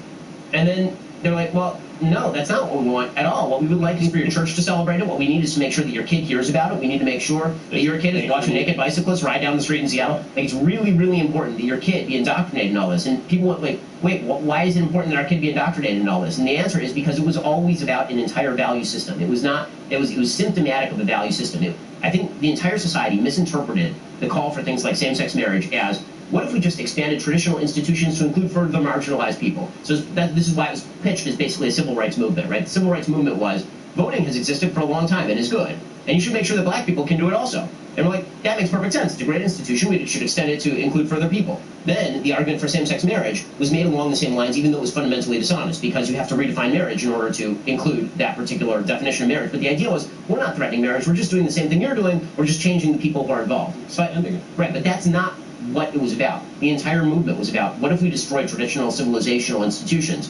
And then, what if we supplant those with another form of values that we must indoctrinate your kids with? We must indoctrinate your kids with these things. And I think that's what people are reacting to. They're seeing the mask come off, and they're like, oh my God, I can't believe that the call came from inside the house. Yes, and this is why, by the way, you can see a 7-point drop in approval of like same-sex relations in 1 year, because ideas have consequences, as we all know.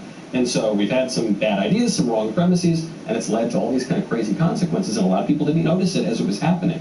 But when you get to the most extreme consequences, then you can go in the other direction. You can say, well, consequences come from bad ideas. And so I think, especially with Zoomers, they start pulling on that thread, and they say, okay, if this really extreme instantiation of an idea is bad, well, where did that come from? Exactly. Right?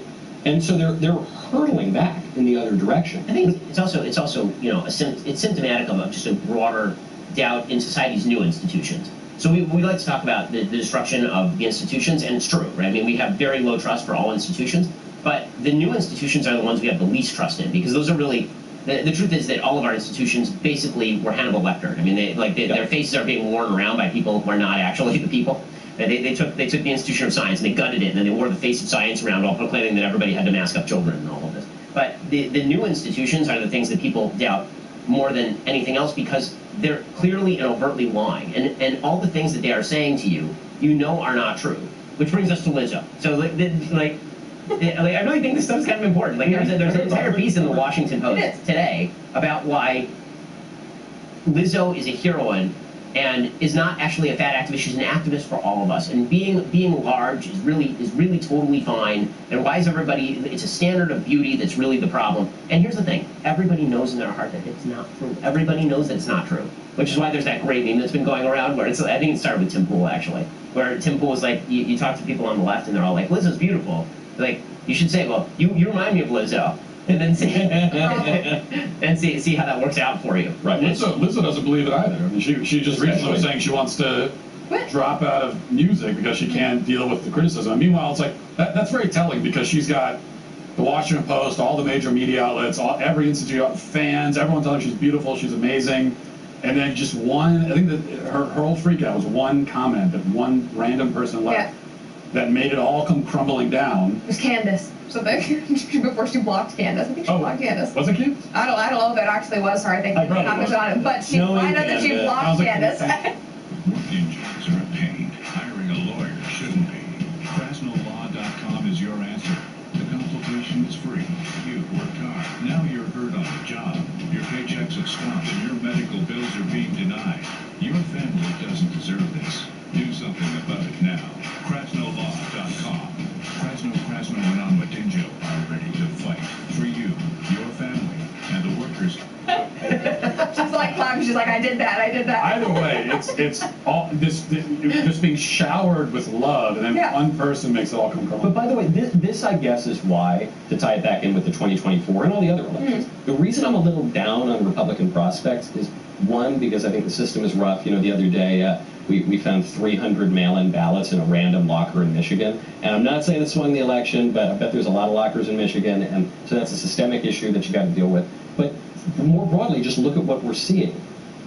We all know that this stuff is crazy. We're seeing this reflected in the polls, especially among younger voters. No one really believes that Lizzo is healthy. No one really believes a lot of the lies that we're told.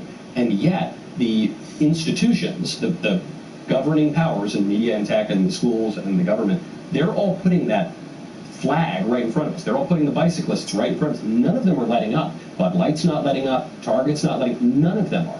And why are they not letting up? Because they feel confident enough that the people can be as angry as they want to be. That's not going to make a difference, even if the many are furious. So I don't think that's actually. I think that this has been one of the best Pride months in the history of Pride Month. Sure. I mean, because honestly, like you've seen what in action. Up to. And there've been all sorts of brands have basically been like, you know what? Right. The NHL said you don't have to wear the warm-up jerseys anymore. We're just not going to do this stuff anymore. And you know what? That's great. I mean, like again, that's being driven by the excesses. But this is the part that's so funny: is that I will never cease to find it humorous that people suddenly discovered that pride parades exist. Like I'm never going to stop thinking this is funny. Like people will be like, "Oh my God, I was at a pride parade, and a pride parade broke out." It's like, yeah, correct. Like because what do you think happens at the correct. The media depiction for 40 years of the pride parade was, oh, it's just it's a bunch of nice-looking homosexual families who are walking down the street wearing like American pastoral, pitchforks and suits, and they're carrying a gay pride flag, just like you would if you were gay. And then what these parades have been since literally ever has been men in assless chaps dancing around. And suddenly there are cameras trained on it and people are allowed to notice. And I'm not sure what happened when people were... It's just Twitter, basically. I mean, it's the rise of social media. Yeah. Because before that, it was the media that was basically doing cleanup for all of this stuff. It was like you weren't allowed to mention that any of this stuff was happening. It's why people are mad at libs of TikTok for actually putting this stuff on her account now, right? They're mad at Chayav, like, oh my God, you're exposing millions of children to this sort of stuff by putting it on your TikTok account. She's still search banned, by the way. I don't know if you saw that. Oh, really? Search suppressed. I searched for her yesterday. She won't pop up in search. Many other people are reporting this, some of the independent sites. are showing that. So I'm seeing some people on the right, you want to talk about misbegotten criticism. There are people on the right who are saying, well, you know, you're just adding to the exposure that these people are getting when they're being exhibitionistic by pointing out that they're doing this stuff and then retweeting the videos of them doing it. And it's like, you're missing the entire point. You're missing the entire point. If the thing is a moral atrocity, if the thing is a problem, and more people know about the problem and the moral atrocity, more people are likely to resist the problem. We've been hugely, you know, we have to be better, I think, on the right about celebrating our victories when they come. Because I think there's a certain attitude, like nothing is ever a victory, it's always terrible, it never gets better. And we're seeing this too with some of the stuff in Pride Month. People say, well, the institutions are still, these companies, they're still doing Pride. Well, Bud Light fired those executives. Yeah, Bud Light fired the executives. A lot of these companies are pulling back from the Pride stuff. Look, I'll let you have your giving me hope moment. But before we do that, they fire this VP of marketing who took the fall for this thing. This decision was made at a much higher level. It was made at a higher level because of the asset managers that are pushing ESG. It was made at a higher level because Anheuser-Busch is part of GARM, right, the Global Alliance for Responsibility in Media, and because they made a deal with the tech platforms such that they're not going to permit... Yeah, but Larry Fink is admitting from BlackRock that he's backed off investments because, by the way, I know people who are deep in this particular world, and they've told me specifically that Larry Fink has really backed off. He doesn't like the bad press, but are the companies changing? It doesn't matter. I don't care if they've had a real, authentic change deep down in their hearts. I don't care about that. What are they going to change? What I want is for them to respond to our pressure. Correct. And if they respond begrudgingly and they don't mean it and they hate us, even better. I mean, on the left, if they get you to do something and they know you don't mean it, that's the greatest victory. Yeah. So as far as I'm concerned, if Bud Light is pretending, fantastic. They're pretending because we forced them to. But are they? They're still sponsoring these parades. Like, well, has that really changed anything? It's not perfect. But even something like Target is still a progressive company. They took the Pride garbage and they moved it to the back of the store. Yeah. Now, a lot of conservatives say, well, it's still there. I think that's awesome. No, I agree. Now, it doesn't, I'm not going to shop at Target. The fact that they thought they had to do that they had to hide, you know, they had to hide their light under a bushel. I'll also tell you why it's important to declare victories when you actually receive them, is because it's almost impossible, especially when you're talking not about specific brands like a Bud Light, but when you're talking about broad overall brand, you got to pick. So the right is very bad at picking targets also. Because it's such a universalistic tsunami of this sort of stuff, the right will be like, well, all the companies are like this. What do you boycott, like everything? You can't boycott everything. And the reality is that, honestly, like winning any victory from Target, you should take the victory and you should promote that victory, because in a lot of towns, Target's the only place that you can actually shop. It's not as though Target is you know, like Bud Light, where you just move over one shelf and now it's Sam Adams, right? Target might be, in your area, the only convenience store that actually has all the things that you need in like a several-mile radius. And so for people to boycott it to the point where they actually where they got a concerted action out of that, that's a good thing. You can't ask people to do more than they're actually capable of doing, especially when there are no alternatives, right? I mean, we've launched entire brands that are supposed to be responses to this sort of stuff, Jeremy's razors and Jeremy's chocolates and all this sort of stuff, but we don't have alternative Target, right? We don't. And so you actually have to pick targets that you can knock down. When you knock them down, you should celebrate, specifically because the whole point that the left makes, and this is what they're really about, is they pick people and they hurt them. And they hurt them as badly as they can to encourage you and me and all of us not to engage in business anymore. Right? It's a shaming and destruction campaign. The point of going after Rando Lady in a New York park is not that they care about Rando Lady in a New York park. They don't. What they care so little about her, they're willing to destroy her life. They destroy Rando Lady in a New York park so that you will shut up. And so the same tactic applies on the other side. Meaning, like, if we get Bud Light to even provide the concession that they're symbolically firing people over this thing, how many other companies that were thinking of doing the thing are not going to do the thing? Because why would they step onto the landmine anymore? That's the whole point, is to get them not to step on the landmine in the first place. So this is part of the problem of trying to measure the change. Yeah. You're measuring the absence of change. You're actually measuring, in many cases, a company that doesn't do the thing. When you want to make yourself look a lot better, you obviously just need to turn to Genucel. Dehydrated skin covered in dark spots and puffy under eyes, that's a big problem for everybody. And thankfully, Genucel has the answer. Genucel has extended your chance to get their most popular package featuring beautifully curated skincare essentials for life outside in the summer sun. Genucel's limited time summer essentials package includes their one-of-a-kind ultra retinol super moisturizer with a powerful plant extract, a retinol alternative that delivers results without the harsh side effects, and is perfectly safe to use in that summer sun. You will also get Genucel's classic skincare therapy for under-eye bags and puffiness that will get you compliments everywhere you go. I can't go anywhere without women throwing themselves at me. Men want to be me because of Genucel. Plus, with its immediate effects, results guaranteed in 12 hours or less, you're good to go or you get your money back. I also love the founder, great Coptic Christian who left Egypt for the American dream. For one more week, every Summer Essentials package includes their moisturizing vitamin C serum-free, visibly clear complexion. Go to Genucel.com/backstage right now to get your Genucel Summer Essentials package right now for over 65% off. Just for the summer, every subscription order includes a customized summer spa gift box, absolutely free. That is Genucel.com/backstage, Genucel.com/backstage. Now, all the things we're talking about, by the way, might be a completely moot point, because within a matter of moments, we might be in World War III. And because of the aliens? Okay. I thought you were. Well, because of you missed it. That was earlier. Crossing before into. You came in. Before we get to the aliens, we can get to the aliens before we go. Before we get to the aliens, They're going to be nicer, or they're going to be mean, the aliens? they're demons, so they're going to be mean then. Because Why of you are guys. demons? I hope they're not my The demons. two of you. Yeah. There are no I wanna aliens, and interview demons are nonsense. Wait, the aliens are nonsense? Both of the things you're saying are not. I don't care about the aliens, they're not here.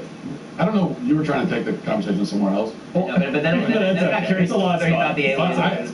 I don't even know Brett's view on aliens. Actually did ask me one time. You forgot. On your member block, you asked me. This is so rude. That's really That's plastic really walls. That's Really, it's right, just out in one ear, out the other. I take the member block very seriously. Yeah, obviously. So I can't believe that I forgot. Where are you weighing? No, I think that it's very possible. I'm not committed to it. It's not my my favorite topic. Like, it's not the thing that I choose to dive into, but I think that it's definitely plausible. Can I just get a clarification on the contention that you're making? Is it that there is life in the universe, or that life in the universe has found us here? Both. Yeah, you're crazy. The first one yes, the second one no. Anyway, do you agree with him that the UFOs are here already? Oh, I don't know if they're here already. I don't know enough, but I guess that they probably exist somewhere. I think that something else has to. I didn't say they've definitely been there. I said it's the most likely explanation for what we've witnessed that they've been here. I want you to get the footage from Jake Paul. That is going to be huge. Jake Paul has footage of aliens? Okay, What if they're here and they're creating Countdown?